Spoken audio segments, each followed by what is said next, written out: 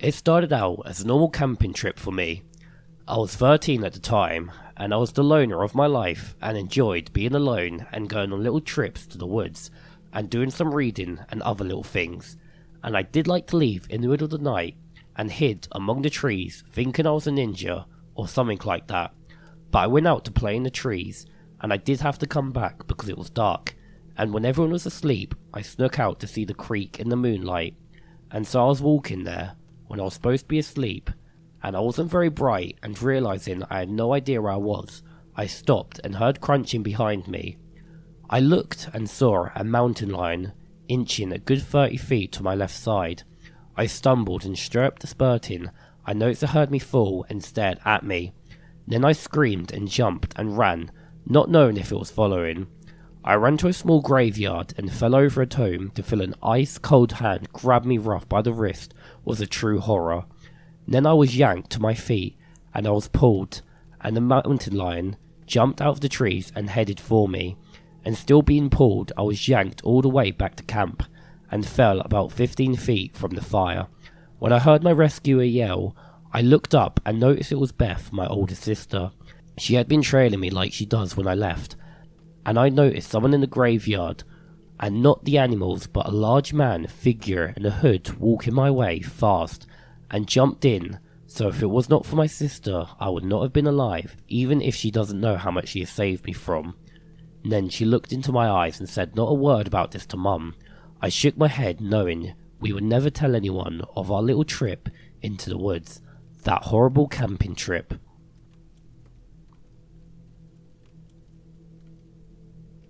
I was on camp, and I hated camping, but as a leader, I had to. I brought my laptop there to entertain me, and when I got there to set up the main tent, one of my friends, Anthony, another leader, came up to me, and we were joking about when a grey blur ran across the field that made up the campsites. We both waited until every scout was there. There, we explained the rules and then began cooking our food. Now, this was a survival camp, and the scout collected firewood, and I lit the fire, and we started cooking rabbit when one of the campers screamed 2 bright eyes were staring out of the tree. Then, I did a thing I regret and yelled, "Good joke, now get the hell out of there." My friend said to calm down and aimed his flashlight at the tree, and we saw the grey blur again.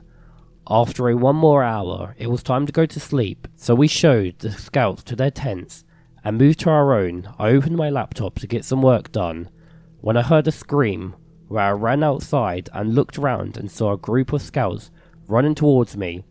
I looked around and saw the bright eyes staring near the tent. I took the scout to the main tent and asked them what they saw, and one of them said we're not sure. I asked for more details, and they gave me one more thing. It was grey. I woke up Anthony, and we both walked out with kitchen knives. Then we walked up and saw a large grey shape. Anthony yelled, and it turned around. It was a large shape, and it gave an inhumane screech before running off into the woods. The next day we told the campers to pack their stuff up and move out. When we were moving, I saw a grey blur on the edge of the woods. I also got a question. Does anyone know what the hell this grey thing was? I used to live in Japan, but recently moved to a town somewhere in America. At our town, there was a story going around that a cult had a cabin somewhere in the woods near our town, and that they were doing incantations, summoning spirits and spectres, the usual paranormal stuff. Me and my friend Jack, whom I had met when I first came to the town, didn't really believe in the paranormal, so when we had the opportunity to do so, we would every so often camp near the section of where the cabin was rumoured to be, and search around for it. It didn't take long, since on our 5th time we found out where it was. The cabin was completely hideous. It was infested with cockroaches, spiders, and even some centipedes. The left side of the cabin was decayed slightly. The right side had a bit of a termite problem. At first, it looked like any old run-down cabin. Then, when we took a second, much closer look, that was when a horrid stench hit us. It was horrible. I gagged and almost vomited.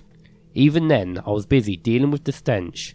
Jack was able to get a look of the walls. They were covered with signs, upside down crosses, blood red eyes, and the most frightening part, bodies of people, completely stripped from their clothing and nailed to the wall of the cabin. I thought of calling the police or running. Jack, however horrified he was, instead of going into the cabin. I'm not believing this. It's probably just a really good decor, he said. The inside was like the exterior. Only exception was blood runes replacing the bodies. We came into the main living room of the cabin. It had a big ritual circle. The walls were different too.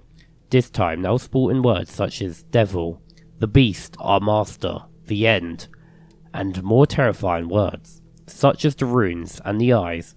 It was blood red, except this time, it seemed like it was real blood. That was when I figured out that the other drawings were simply dried, and it didn't look as clear as these. The more I figured out, the much worse I felt.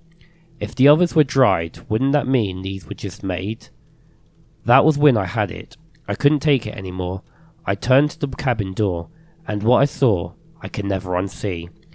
A tall, slender figure covered in intestines, blood, organs, and everything gross and putrid.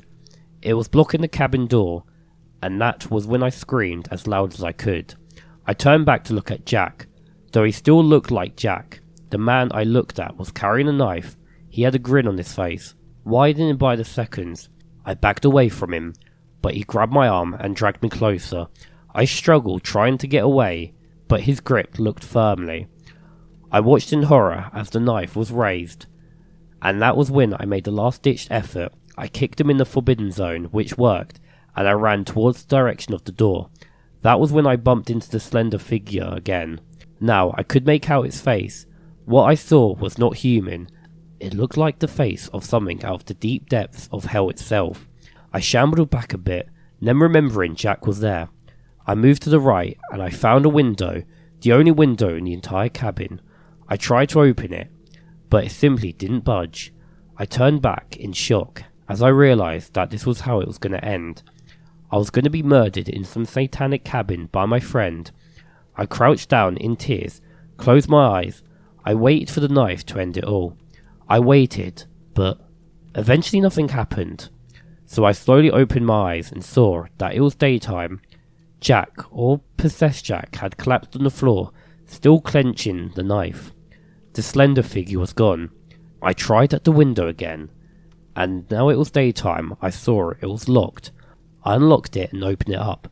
How silly, I thought, that I didn't check for the locks. I made a mental note to always do that, and then proceed to exit via the window, carrying Jack through it first.